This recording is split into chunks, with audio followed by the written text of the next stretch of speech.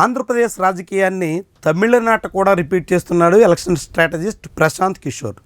ఈ బీహారీ బాబు ఇప్పుడు తన సొంత పార్టీ సంగతి దాదాపుగా వదిలేసినట్టుగా కనిపిస్తుంది.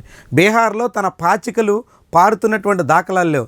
జన్ స్వరాజ్ అనే ఒక పార్టీ పెట్టి పాదయాత్ర చేస్తున్నానంటూ హడావిడి చేసి వచ్చే ఎన్నికల్లో అధికారంలోకి వస్తానంటూ నానా హంగామా చేసిన ప్రశాంత్ కిషోర్ని బీహార్లో ఎవరూ పట్టించుకోవడం లేదు. దాంతో అక్కడ ఆయనకి పార్టీ పరిస్థితే మనుగడే ప్రశ్నార్థకంగా మారుతుంది. అలాంటి బీహారీ ప్రశాంత్ కిషోర్ ఇప్పుడు తమిళనాట అడుగుపెట్టి ఆంధ్రప్రదేశ్లో అవలంబించినటువంటి స్ట్రాటజీనే అక్కడ కూడా అవలంబించడానికి సిద్ధమవుతున్నాడు. ఆంధ్రప్రదేశ్లో 2019 ఎన్నికల్లో వైఎస్ జగన్ కోసం ప్రశాంత్ కిషోర్ పనిచేశారు. వైఎస్ జగన్ పార్టీ వేదికల మీద ప్రశాంత్ కిషోర్ దర్శనమిచ్చారు.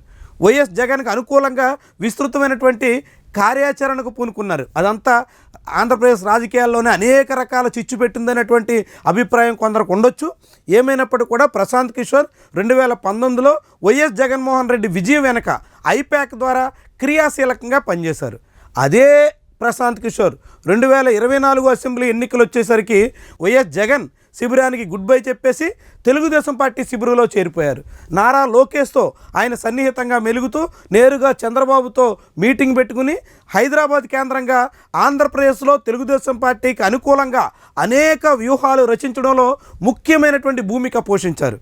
అలాంటి ప్రశాంత్ కిషోర్ 2024లో తెలుగుదేశం పార్టీ విజయానికి కూడా సహకారం అందించినటువంటి ప్రశాంత్ కిషోర్ ఇప్పుడు తమిళనాడు మీద దృష్టి పెట్టారు. తన సొంత పార్టీ, సొంత రాష్ట్రం ఆ సంగతంతా గాలికి వదిలేసి అక్కడికి పని కాదని దాదాపుగా నిర్ణయానికి వచ్చి ఇప్పుడు తమిళనాడులో అడుగు పెడుతున్నట్టుగా కనిపిస్తుంది. తమిళనాడులో కూడా 2021 అసెంబ్లీ ఎన్నికల్లో ఆయన డిఎంకే కోసం పనిచేశారు. అక్కడ కూడా స్టాలిన్ నాయకత్వంలోని ఆ పార్టీ అధికారంలోకి రావడంలో క్రియాశీలకంగా పనిచేశారు. అవన్నీ వర్కౌట్ అయ్యి డిఎంకే అధికారంలోకి వచ్చి 5 ఏళ్లుగా స్టాలిన్ ప్రభుత్వం నడుస్తుంది. ఇప్పుడు రాబోయేటువంటి అసెంబ్లీ ఎన్నికల నాటికి విజయ్ పార్టీ కోసం పనిచేస్తాను అంటూ ప్రశాంత్ కిషోర్ ప్రకటించారు. తద్వారా మొన్నటి ఎన్నికల్లో అధికారంలో రావడానికి ఒక పార్టీ కోసం పనిచేసి ఆ పార్టీ ఇంటి గుట్టంతా పట్టుకుని ఇప్పుడు మళ్ళీ వేరే ప్రత్యర్థి శిబిరంలో చేరి అక్కడ ఆ పార్టీ కోసం ఎక్కడ కనిపెట్టినటువంటి మొత్తం వ్యవహారాన్ని అంతా ఉపయోగించుకునేటువంటి ఒక ధోరణికి ఆంధ్రప్రదేశ్ మాదిరిగానే తమిళనాట కూడా ప్రశాంత్ కిషోర్ అవలంబిస్తున్నట్టు చాలా క్లియర్గా అర్థమవుతుంది. అంతటితో సరిపెట్టుకోకుండా వచ్చే ఏడాది కాలంలోనే తమిళనాడులో ధోని కన్నా తానే పాపులర్ అవబోతున్నానని, విజయ్ పార్టీని అధికారంలోకి తీసుకురాబోతున్నానని ఆయన చాలా ధీమాగా ఓవర్ కాన్ఫిడెన్స్ ప్రదర్శించినట్టుగా కనిపిస్తోంది.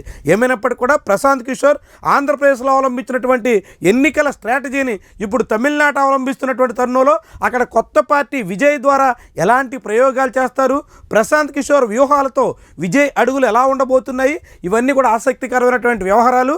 తమిళనాడు రాజకీయాల్లో ఈ ప్రభావం ఎంత ఉంటుంది, ప్రశాంత్ కిషోర్ ఆశలు ఏ మేరకు నెరవేరుతాయి, ఆయన పెట్టుకున్నటువంటి లక్ష్యం ఎంతవరకు సాధిస్తారు చూద్దాం మరి.